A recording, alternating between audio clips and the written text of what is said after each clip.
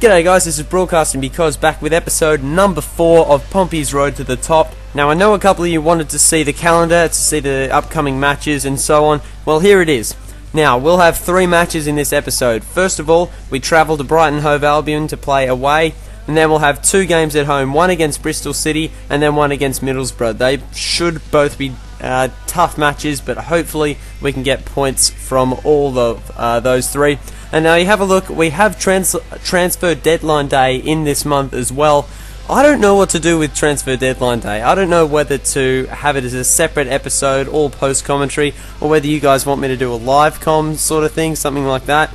So I really don't know. I'm open to anything. If you guys want to leave a comment in the section below as to what I should do for transfer deadline day, let me know and I'll go by the most popular response. Well, speaking of Bristol City, they came in with a £230,000 offer for Ricardo Rocha. He's valued at $250, and considering I've had quite a few offers for him lately, I think that I might be able to do a bit better than that, so I do reject this offer from them. Stade Brest also get back to me, accepting the offer I put forward for Santiago Gentiletti, a young defender who hopefully could fill Ricardo Rocha's spot if I do end up selling him. So I put in his wage offer at $4,300 a week.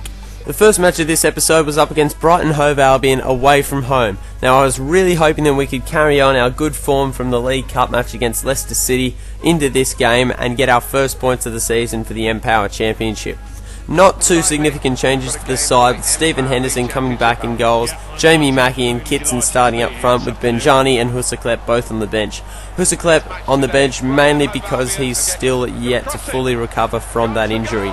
It was a fairly even contest for the majority of the first half. Jamie Mackie did get a decent shot off there, and Craig McHale-Smith probably had a lot more time than he thought he did, went aerial and just pushed it a bit wide. Henderson had a surprisingly good game as well. He's in a good run of form at the moment, cutting off a sweaty goal. No sweaty goals today. And then Jamie Mackie plays a lovely ball through to Norris, who might have been able to do a bit better, but it is kept out by Ankergren, the keeper, and at half-time we are scoreless at Brighton. Just the one change at half-time. I brought on Kelvin Atuhu for Joel Ward, who's a good young player at 21, making lots of development already. And as the second half began, Stephen Henderson again was absolutely on fire in goals. He played very, very well. He made a lot of blocks. However, after numerous attempts, Brighton finally got their sweaty goal. What a pass across the face that is. But we weren't going to take it lying down. Kitson plays off Jamie Mackie. I thought he was in there. It was clear at this point that it just wasn't working for us. I brought on Benjani and Husseklep, but it was Kitson that stood up and put it in the back of the net in the 87th minute to steal a point for Portsmouth. Ankergren hadn't been questioned too many times today, but it was great to finally beat him. In the last minute of play, I swear Joe Reyes gave a penalty away for Kitson, but it wasn't given, and that was the final score. 1-1 away from home. Would have liked a win, certainly would have liked a penalty, but I think I'll take the point away from home early days in the season. Returning to the transfer table, and we got a lot of offers during this episode for Ricardo Rocha. He drew much interest from a lot of clubs. Bristol City was the first to offer with $250,000. That was his estimated value, but I did decline that. Reading came in with an offer as well. Rejected that as well. And Gentiletti finally did accept the wage offer that I put forward. Welcome to the club. I signed him. I think he will be a very good replacement for Ricardo Rocha if I do get an offer high enough. Dublin came in to loan Walsh, which I did not hesitate to do, and then Bristol City came back with a much improved offer for Ricardo Rocha, which I did eventually accept, of $300,000, and funnily enough, our next opponents are Bristol City. Now, Ricardo Rocha is in fact in this side for the game because he has not yet agreed on personal terms to join Bristol City. The big news though is that Gentiletti made the starting lineup, Ricardo Rocha on the bench. I didn't want to play him against the side he was about to go to, and finally the referee gets a decision right and we get our penalty. Both sides yet to win a game. We're at home. We're going to win this match. Kitson steps up and slots it past David James. No problems. Kitson has yet another goal in this season. I didn't want us to let up in this match. I saw this as a potential first win of the season. We could have got the job done against Brighton, but unfortunately failed to do so. We did have quite a few chances that could have so easily found the top quarter from Badu, but it was just wide, and Varney, just allowing the ball to fall behind him, could have maybe done a bit better. We dominated this first half. We had a lot more shots than Bristol City. In fact, they had one shot of the half, and that was it. What on earth was that? That is an amazing effort from Chris Wood, the New Zealander, but I just don't know how he beat Henderson in goal from that sort of acute angle. But nevertheless, we did go straight back on the attack after half-time. Great to see the back of Chris Wood. He was so troublesome, but we just couldn't find that way through. We needed something. We're looking for something strange, and you just can't score. Who you gonna call? Benjani. This guy is one of the best substitutes I've ever played with. He is just a monster coming off the bench. He has scored so many times for me when I've used him as a sub. And with his first touch of the game, he scored. Now, I don't know how this tackle didn't get anything. I thought, yep, that's a red card, deserves it. And then the referee decides to be on my side for once. Thanks, ref. Appreciate it. I had to bring Badu off eventually because he was getting a bit tired. He played quite a lot of football lately. Husserklep came off as well after his first start coming back from injury. Jamie Mackie and Atuhu came on in their places, and from that point on we dominated the match. Bristol City went right on the attack the entire time and they left their defence gaping. Atuhu played a lovely ball across to Varney, who volleys it in the bottom right corner in the 90th minute to completely seal the win. That's a 3-1 victory to Portsmouth at home, our first of the Empower Championship, and I could not be happier with the team's performance. After the match, Torquay United came in looking to loan Stockford, one of my younger players, and I allowed that. Dagenham came in as well looking to loan Wallace, another young midfielder. I allowed that one as well. Hopefully they can get some good experience whilst out on loan.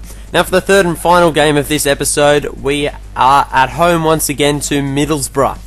Now, I put Benjani starting. He is just, wow, he's in the form of his life at the moment. He's playing so well for Portsmouth, so I decided to start with him. Husserklep and Mackie on the bench. His partner will be Kitson. Straight away, Benjani looked threatening.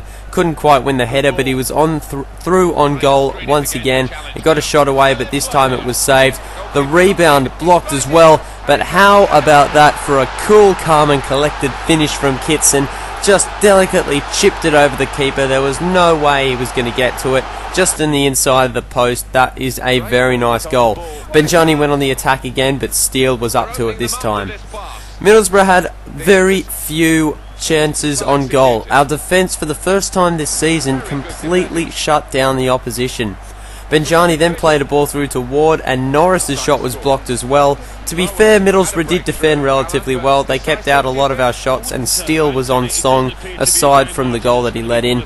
But nevertheless, Portsmouth went into the half-time break with a 1-goal advantage. Very happy with that. In the second half, it was like I was playing a different Middlesbrough. Halliday crosses into Djukovic, who finishes nicely with a header and equalises in the 51st minute. As I say, they started off so well. I brought on Jamie Mackie for Luke Varney, whose stamina was running a bit low, and Kitson had, well, he had a couple of opportunities, that one not too bad. Middlesbrough bought off Djukovic for McDonald, Scott McDonald, the Aussie. Good to see him getting a game. Now, I do not understand what Henderson was doing for this header. Zemama, it's an open header, and he heads it pretty much straight at him. All Henderson needed to do was extend his hand to the left, and he would have stopped the ball. Instead, he just stood there and let it go past him. Not happy at all. We needed some turnaround. I brought on Atuhu. Nothing was happening. But in the 86th minute, Badu with a lovely turn and shot, and he sinks it from just inside the box. A magnificent equaliser with less than 5 minutes to go. I am so stoked with the way he's performed. What a signing he's been. I thought this was gone. In the 90th minute, Husserklep storming forward and gets the winner. In the 90th minute, we steal the game from Middlesbrough. They had it. They had that game. In the second half, they completely outplayed us, but 2 shots from 2 players that stepped up in the final 4 minutes. Badu, followed by the winner from Husserklep, and that is another 3 points. So happy with Portsmouth getting the win there. I didn't expect it, but Middlesbrough weren't able to close out the game, and we stole the victory. Well, at the end of the first month, with 4 games played, Portsmouth is sitting very nicely at 7th, just outside promotion at the moment. Birmingham City and Burnley are at the top, believe it or not, both still yet to receive a defeat. Then Millwall, West Ham, Blackpool and Leeds United close out the top 6. Right down the other end of the ladder, we have Hull City, Bristol City and Doncaster Rovers. They're the bottom 3 at the moment. Still early days though, they still have time to turn it around. For goal of the month, our first month of the N-Power Championship season, and I gave it to this goal from Benjani, a volley to put us 2-0 up against Birmingham City. Although we did go on to lose the match, that is a very nice goal, a great display from the super sub himself. Choosing player of the month was a lot harder, but I ended up giving it to Dave Kitson. Even though I've been singing the praise of Benjani and Agimeng Badu, Kitson is more the unsung hero. In 4 N-Power games, he's scored 4 goals, 1 in each match. Very happy with how he's been playing. He's just so consistent for me at the moment. Absolutely ecstatic. The vice captain really stepping up and playing exceptionally well. Well, thanks very much for watching, guys. I hope you enjoyed the episode. Be sure to leave a comment in the section below as to what you want me to do with transfer deadline day, and also who you want me to try and sign. I don't have a huge budget. I believe I've got £1.4 million to spend, with a wage budget of something like £17,000. So I don't know, just send some suggestions and I'll see what I can do, guys. Also, leave a like if you enjoyed the video. I would really appreciate it, and it really does help. Thanks very much, guys. Cheers. Stay tuned.